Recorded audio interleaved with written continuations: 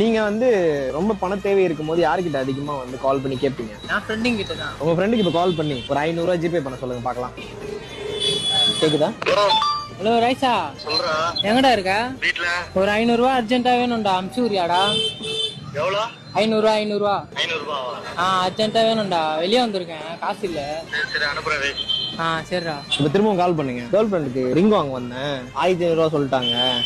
1500 ரூபா நம்மள கோச்சிக்காத அப்படின்னு கேட்டு பாருங்க. ஹலோ, இங்க ரிங்க 1500 ரூபான்றாங்கடா, கோச்சிக்காம அனுப்புறியாடா? 1500 ரூபா